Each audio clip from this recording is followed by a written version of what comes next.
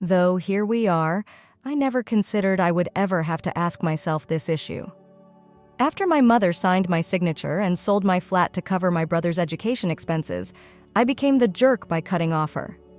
Allow me to start right away.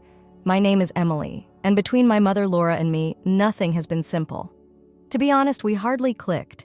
She's always been far away, and after my parents split when I was roughly 8 years old, our relationship grew even more strained. Michael, my dad, was a kind guy. Mom continually chastised him, but he always gave his best.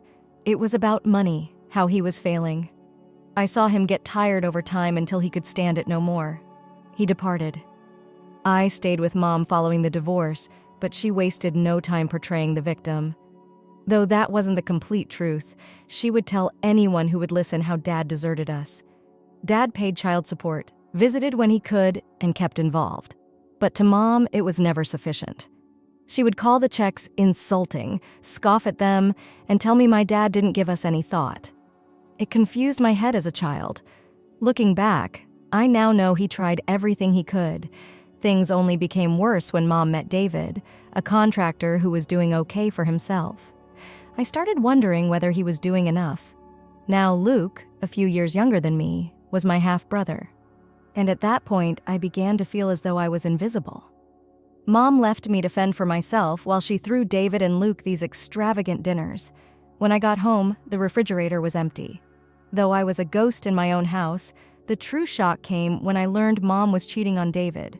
I walked in on her. It was not simply some conjecture or gossip. Just a few months from graduating from high school, I was 17. One Saturday. We finished early, but I had been hanging out with some buddies. When I came in by the front entrance, I expected nothing unusual. Still, the house? It was absolutely still. Too silent. I yelled out, "Mom! David!" Still, nobody responded. It was at this point I heard laughter. Not any chuckle, but the one she used during her flirtations with David. But this time, it was not David's voice following. Though I tried not to stop, my heart began to race. Trying to hide, I slink up the stairs, making careful I silence myself. As I approached her bedroom, the voices grew clearer. Then I heard still another voice, one man's voice, and it surely wasn't David's. I stopped. Right outside her bedroom door, which was slightly open enough for me to see, was I. Peering through the void, I saw Mom and some random man curled up on the bed laughing as nothing seemed to be wrong. Not even could I grasp what I was seeing. It was weird. My brain struggled to match my sight. And then it occurred to me. Both of them looked up at the same time, so I must have made noise since they were laughing as though it were some sort of joke. Her face turned white, and Mom hurried to conceal herself. That man? Not even flinching was his reaction. He merely gave a smug grin. Mom sputtered, "Emily, wait. This isn't what it looks like," he said, looking at me as though I were the one not fitting there. She could not, however, be talked her way out of this. It looked exactly like that. I said nothing. I unable could. Before my brain, my legs moved. Heart pounding, I turned and shot from the house. I looked forward only. I never turned around. Trying to make sense of what I had just seen, I ended myself strolling the neighborhood for what seemed like hours. Part of me wanted to go back, yell at her, face David, blow up the whole thing. Still, another side of me exists. I could not feel anything. I stayed away for the evening, not knowing how to handle the aftermath. I crashed at a friend's house and didn't tell anyone what occurred. The next morning, I went home. Not for want, but rather because I had to. I had nothing to choose from. I continued to reside there. I still had to figure out how to live in that house knowing all this fresh information. It seemed as though nothing had happened when I went in the door. Mom was in the kitchen, everything as it should have been. She ignored what had fallen from underfoot. I couldn't address her right then. I could not look at her the same way anymore. I was not ready for that struggle. Still, I knew I was running down the days before I could leave. I stayed in my room, avoided her as much as I could, and kept my head down. I had no want to be near her. A few weeks later, it dawned on me. I had to leave sooner than later. I was waiting for the day I could leave. Though I had to leave there, I had no idea where to go. Then I recalled something my dad had mentioned some years ago. An apartment. He had mentioned it informally, stating he would set it up for me when I was ready to head off following high school. I hardly gave it much thought at the moment. But now? It felt like a lifeline now. I so gave him a call. Friday following the school day was I was dialing his number and my heart was racing. His voice sounded cool, as though nothing was wrong when he picked up. "Hey, youngster, what is it?" I stopped momentarily. There was a silence. "Hey, Dad, I need to talk to you about something. Not sure how to start." Of course. What's going on? I inhaled deeply and at last spoke it. "I want to live with you. I can no longer live with Mom." The stillness on the other end of the call was intolerable. But then he said, and it was exactly what I wanted to hear. "Of course you can, Emily. We'll work things out. You need not worry. I cannot even adequately characterize the comfort I experienced. It felt like a weight taken off my chest. I spared having to go over everything. I was not obliged to go over what had been happening with him. He simply answered, "We'll figure it out." The following day, he picked me up. I departed without turning around after packing. Mom said not a word at all. She hardly seemed to be aware of me packing. She might not have given it much thought. She lived with David and Luke. She no longer needed me. At Dad's house, at last I could breathe. I had no need to tread on eggshells. I had no more hiding to do. It marked a new beginning, new chapter. Little did I know, though, the true struggle was still to come. Things felt as though they were gradually beginning to line up once I moved in with Dad. I could breathe without thinking of myself as walking on eggshells for the first time in a long time. Though not flawless, Dad was not like Mom. He didn't make me feel like I was a burden or continually point out what I was doing wrong. He did not attempt to control me. It was rather usual. Until I at last understood it, I had not realized how much I missed normal. I set up my new place at Dad's, carefully examining the little I had packed. I mostly neglected packing most of Mom's house's contents. It did not seem worthwhile at that point. Dad brought up the apartment he described. Though still only a concept in my head, I could already sense the freedom that would accompany it. A few weeks passed, and I struggled to adjust to my new life. Dad did not press me to discuss the cheating incident or what had occurred to Mom. I liked that it seemed to be non-topical. He appreciated me not being ready to deal with that problem. We watched movies, kept things light, played cards, and simply lived. It wasn't ideal, but it was pleasant. Then, one evening, Dad sat me down following supper, his normal, calm self. "Emily, you know that apartment I have been talking about? Your voice is steady as always." Looking at him, I wondered where this was headed. "Yeah?" He paused for a moment, then replied, "Well, I was planned to give it to you when you graduated, but I suppose now's as good as any. You are 17 now, and given all that is happening, you deserve a place of your own." I was not sure how to reply. Regarding the apartment, that actually was real. As a physical object, I had never given it any thought, only something Dad referenced sporadically. He was suddenly, nevertheless, serious. "Wait, you're serious?" My voice showing the astonishment I felt, I asked, "You truly want me to have it?" He grinned, warmly staring at me. "Yeah, it won't be fancy, but it will be yours. You have enough going on without coping with all this drama, and you ought to have your space. One thing, though, is that Mom's name has to be on the documentation for now, since you are still formally under her custody.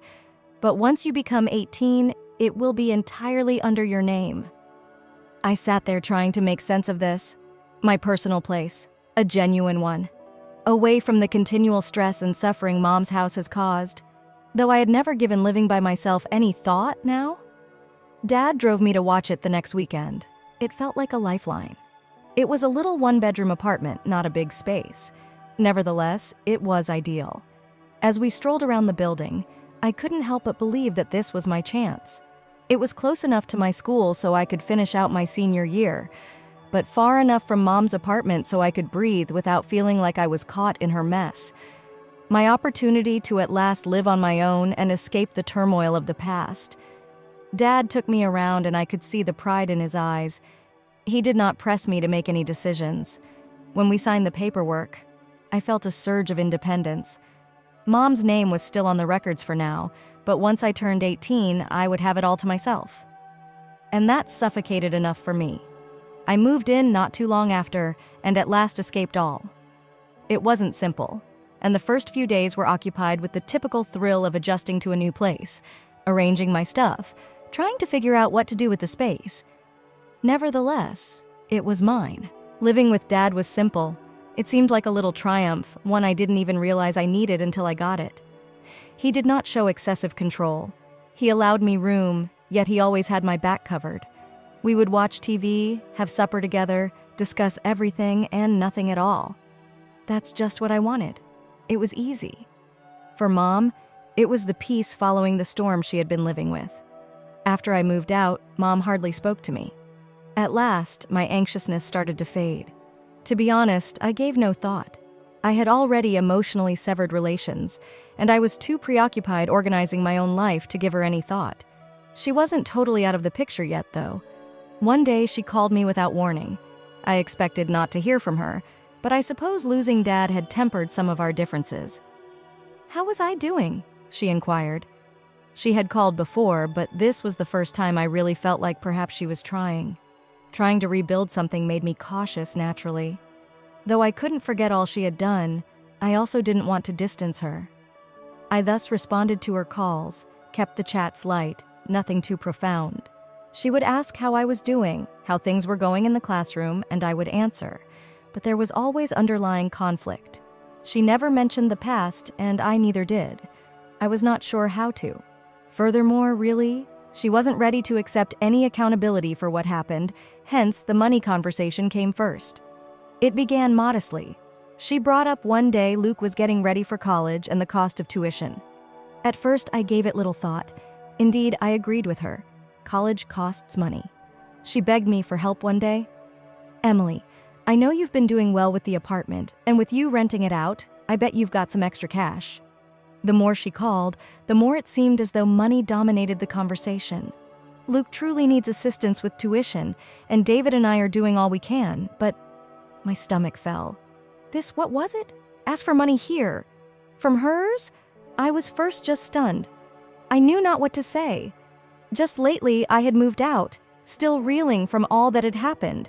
She was asking me for money now. The apartment was hardly settled and try to keep your voice calm. "I can't help you with that," I said. There was a quiet on the other side of the phone. "I'm still figuring things out after everything with Dad." Her voice sounded disappointed when she spoke once again. "I understand," she murmured. "But I assumed you would be interested in helping your sibling. I felt like the rug had been taken out from under me. You would have wanted to be there for him." She understood nothing. She still didn't get it. Then, our relationship began to shift. She called less often, and when she did it, it was brief, almost forced. Still, I had no trouble at all. Thinking that was the end of it, I was too tired from everything to handle her guilt trips. I was mistaken, though. A few weeks later, my tenant contacted. Declaring they had an eviction notice, they were panicking. I got perplexed. I had not yet sent anything. I had not intended to alter the lease in any way. When I got in touch with them, though, I was shocked to learn that my flat had been sold without my permission, not merely sold. I couldn't believe it. How could this arise? I started researching it right away and called my attorney, but nothing could have equipped me for what I was about to learn. Mom had created my signature. She auctioned my apartment. She also didn't give it second thought. I was amazed, startled.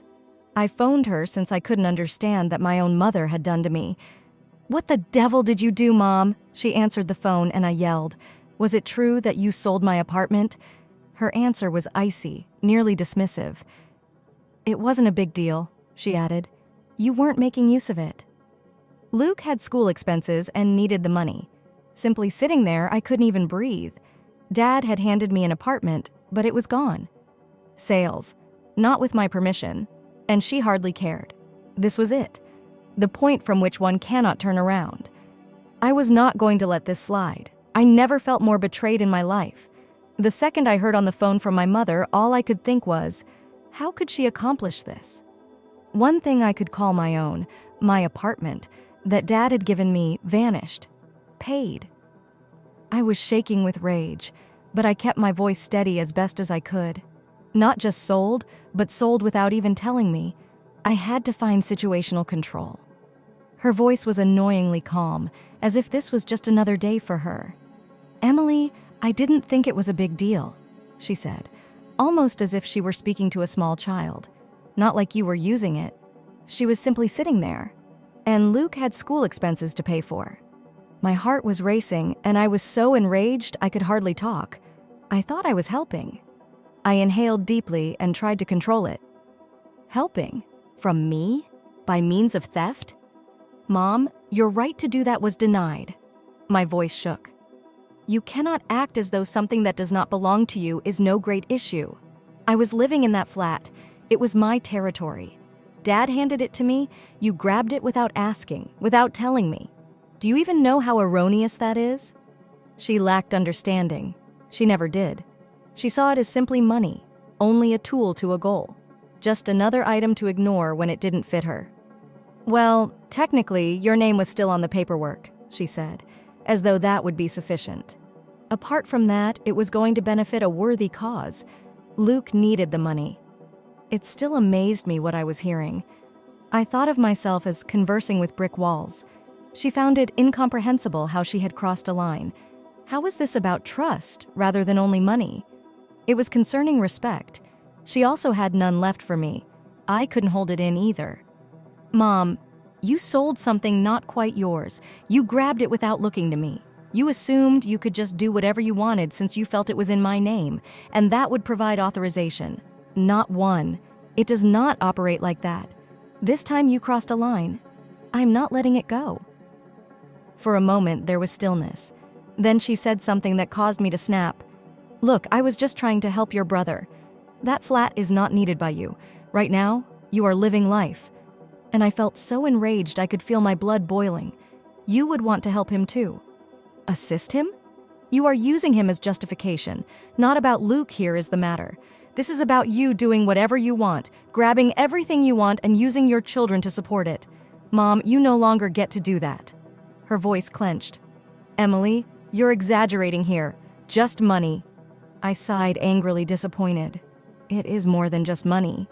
You grabbed something from my hand. You grabbed something not rightfully yours.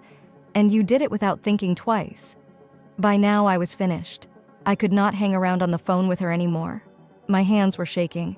My stomach a muddle of resentment and frustration. "I'm done," I murmured coldly. "I am done trying to clarify this for you.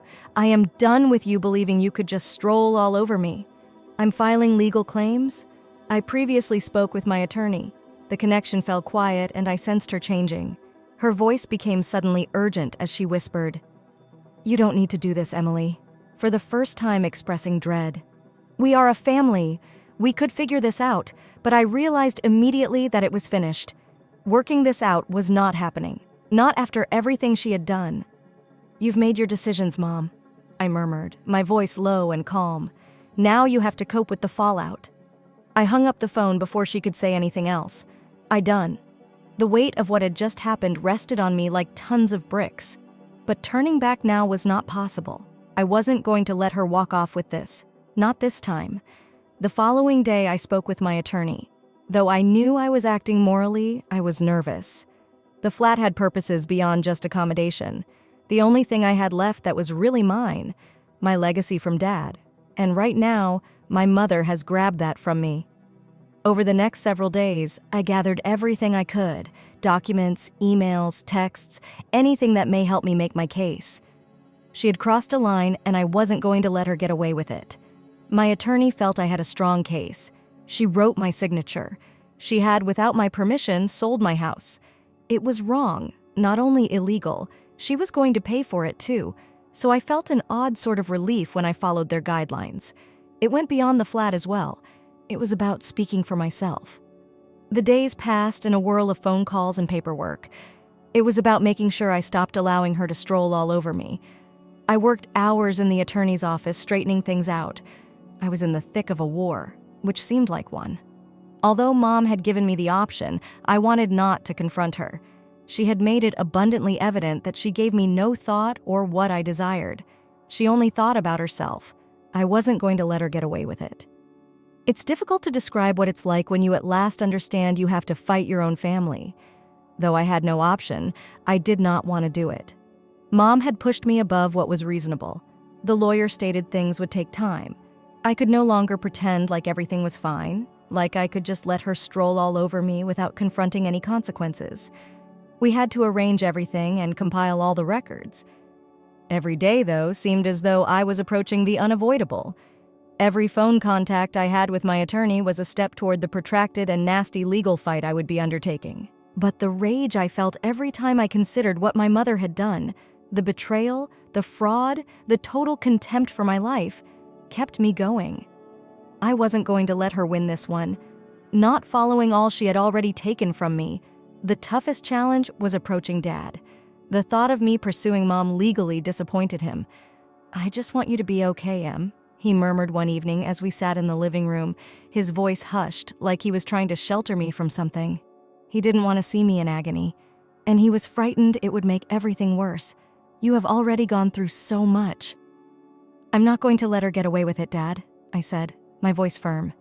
"You want to avoid more injury? She cannot merely copy from me in that manner. She has to pay for it." He said not much following that. He only looked at me as though he understood, but refused to say so. He regretted that things had gotten to this, even though he knew I had to do this. As the days went by, I found myself becoming more and more enthralled by the legal processes. It was simply another reminder that life has a way of delivering curveballs regardless of how hard you try to safeguard someone.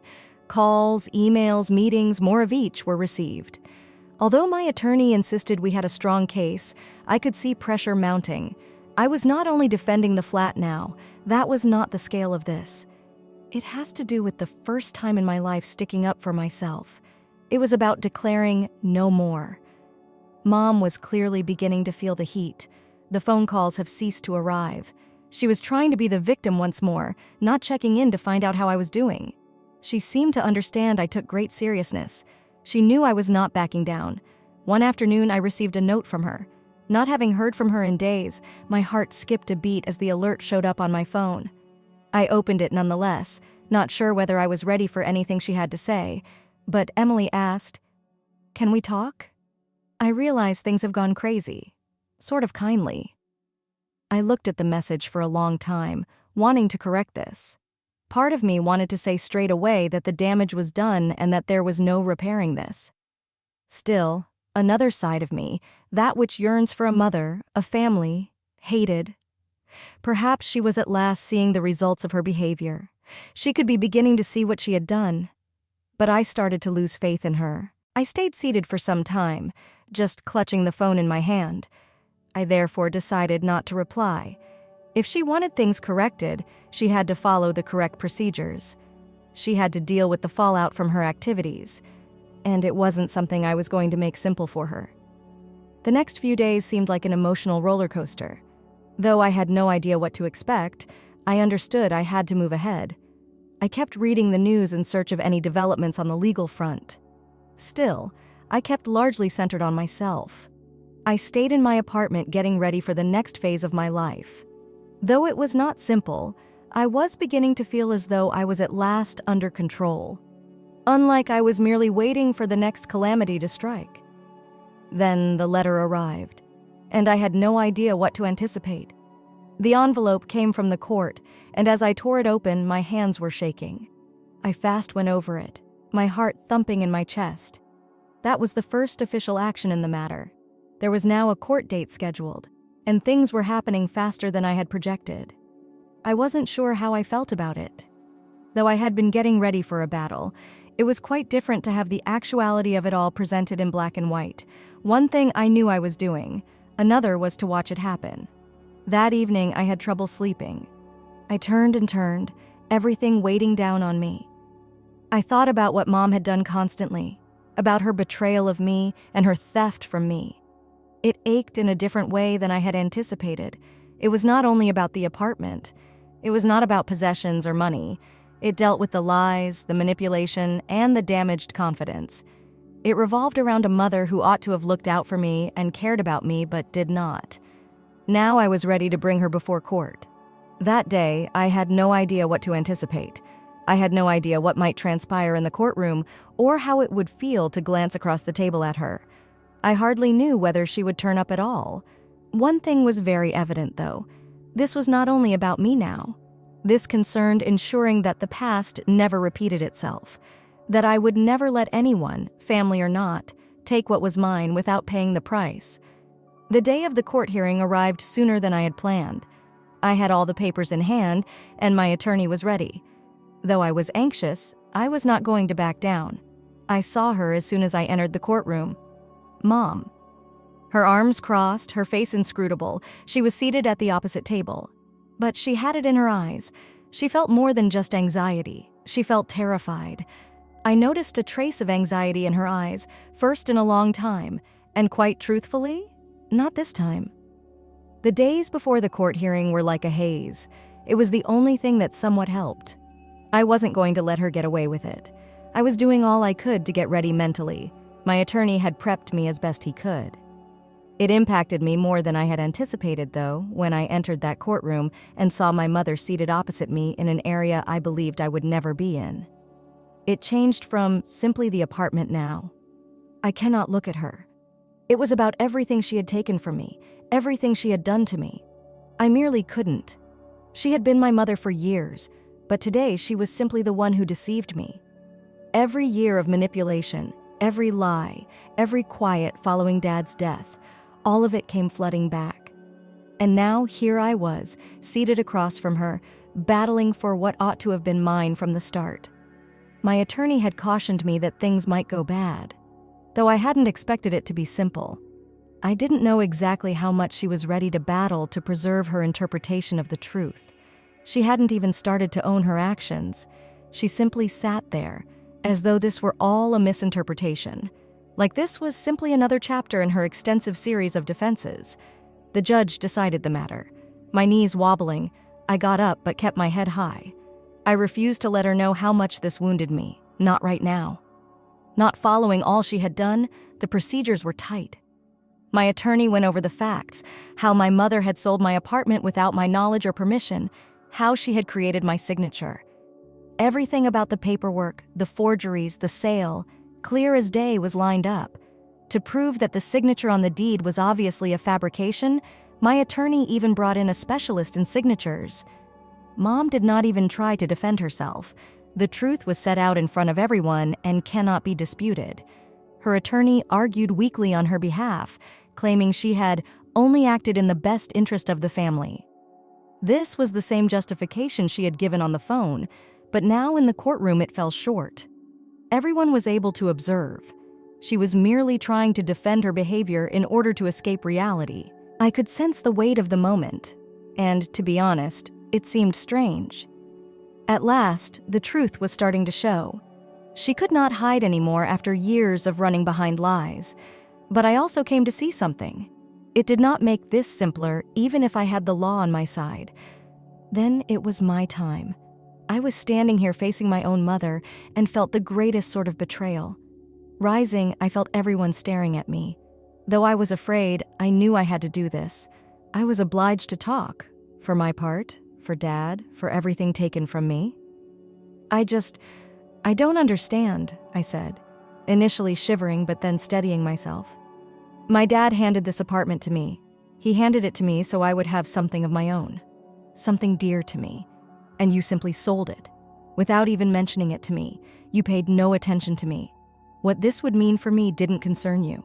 You just did it since you felt you could, and you did not even give it second thought. I stopped, inhaled, and tried not to cry. This went beyond the apartment as well.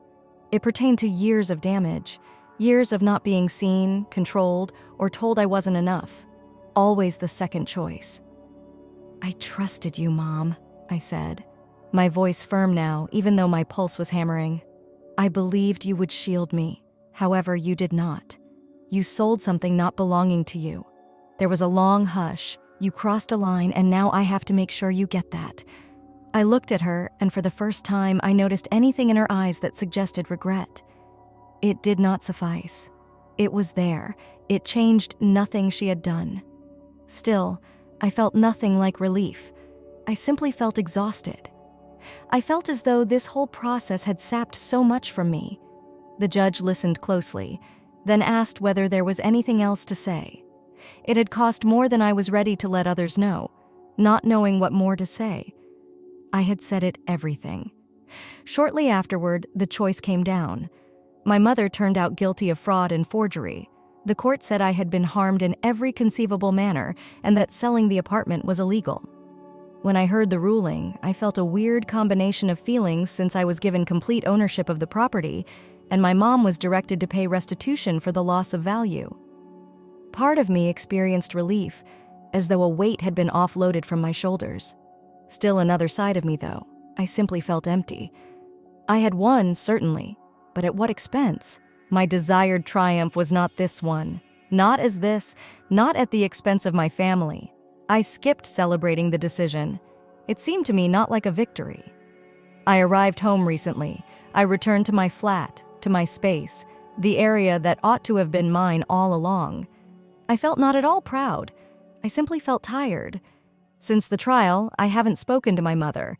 I'm not sure what her next move is, whether she will simply slip into the background or suffer more legal penalties. I am done, though. One thing for sure. I still think about her, even though I'm done dreaming for something never going to happen. One wonders what may have been, about what ought to have happened. I know, though, I cannot go back. I cannot mend things with someone who is irreversibly broken. She made decisions. Now I have to live with hers.